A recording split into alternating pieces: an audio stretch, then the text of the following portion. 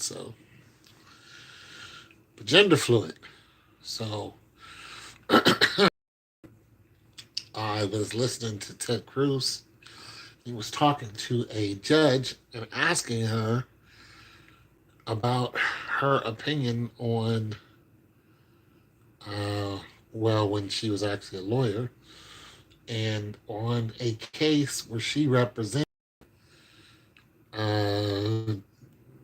she represented a school, and she represented a guy who went to Crunch Fitness, and he was gender fluid, and he went into the girls' bathroom, but he sued Crunch Fitness because they did not open up the girls' bathroom fast enough for him.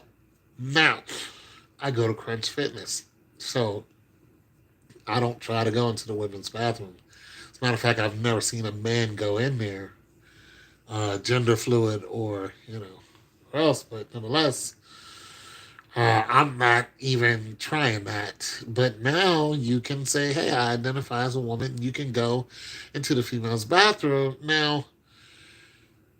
The thing about the Crunch Fitness is they don't have open showers. You know, so some gyms do, and that's what the big deal is. Uh, so there are stalls there, but there are showers there too. But Crunch Fitness they don't have open showers; they're individual showers. Now he was asking her on her belief. Does she believe in the whole what was going on? She said it's not right for me to say what I believe. I was just representing my client.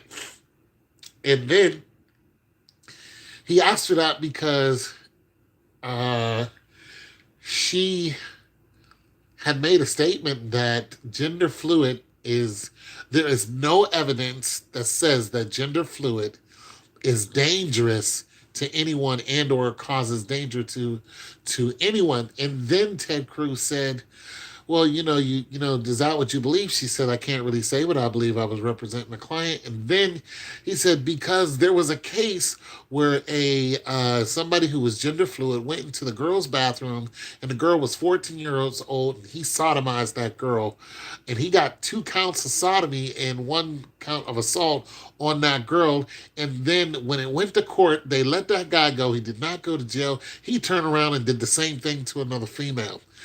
So I'm trying to figure out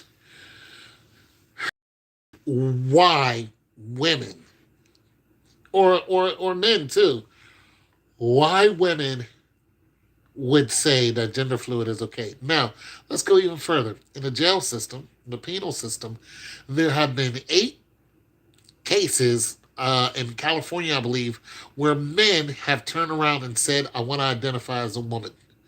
So what did they do with those men? They took those men and they put them in the female jails with females. They didn't put them in single cells. They put them in a cell with, you could be there for 8, up to 30 people in one cell. One of the females gets pregnant. Do you see the trend that's going on here? So I'm trying to figure out, you know, who is this really benefiting, because people are, the females are getting taken advantage of. And for you women who are saying, yeah, this is okay, we should have more gender fluidity, you're putting yourself at a high risk where a full grown man is able to take full advantage of you, and there's nothing you can do. Nothing you can do about it. The reason why they didn't put that guy in jail who probably sodomized that girl is because of gender fluidity. Hey, he identified as a girl, 2 girls had sex. What do you want to do? That's the way the court's looking at that. But nonetheless, this 14-year-old girl was sodomized. Okay, she was fully taken advantage of, and she could do nothing about it. This is a full-grown man. All right, those women in jail can't do anything about it. They can't go to the guard and say, "Guard, there's a man in here, and he's having sex with us." They can't. They can't do it. They can't look. Listen, you can listen. I've been in jail before. Never in prison, but in jail before. 7 day stint or something like that. I got into a fight. The guard told me. He said, "What happens in jail stays in jail." You understand the danger now. Okay, so in one of the jail cells, right, it was down a hall from ours, is where they put all the homosexuals, and you can hear them. Homosexuals are really, really loud. They when they play cards, they call each other names. They're really, really loud. They want a lot of attention. And the guard told me, he said, you wouldn't even want to look in there because they're men in there having sex. So if they put a regular man in one of those cells, those guys are going to take advantage of you.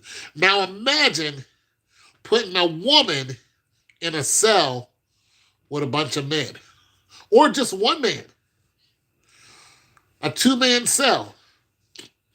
Imagine a man saying, "I'm a man now. I'm a woman now," and they take you out of one jail, putting you in a cell with a woman, and then close that steel door behind you, and it's you in there with that female. Imagine the hopelessness that female is gonna feel. Now there have been some cases. One lady, okay, so the police, the racist police did this. Like Tupac Shakur's mom was put into a jail cell with men. I don't think they took advantage of her. I think she was already pregnant.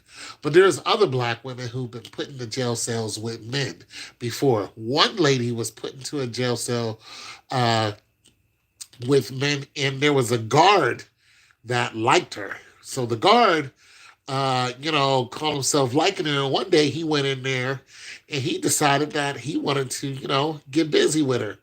Well, he did. He got busy with her. And then she stabbed him and killed him. And then she broke out of jail.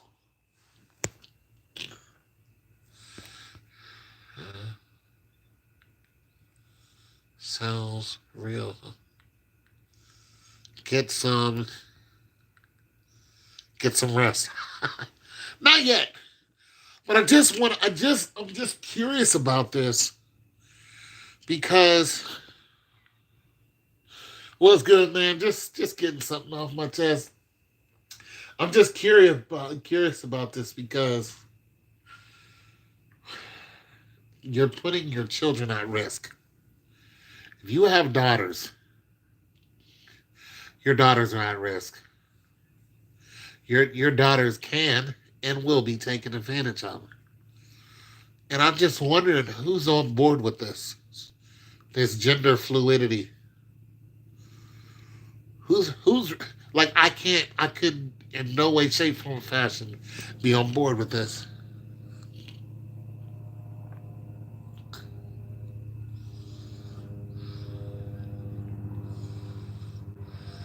A rap sacrifice. I don't know what you're saying. And I ain't got my glasses in here either. I can't read exactly what you're saying, but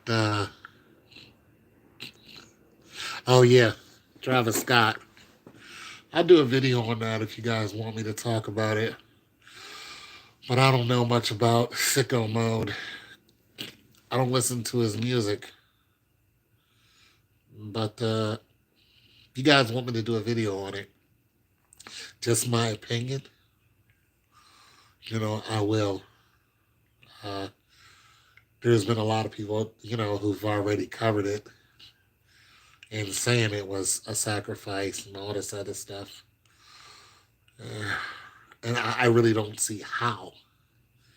But I'll tell you what, I'll end this video and I'll come back and we'll talk about that. If that's what you want to talk about. Nobody else will say anything, but nonetheless, I just don't understand gender fluidity because it's actually getting people hurt. And for you people who are on board with this, like a school board called the parents, they called the parents who were against gender fluidity domestic terrorists. A school board said this because the parents were like, hell no, we're not doing this. Call them domestic terrorists.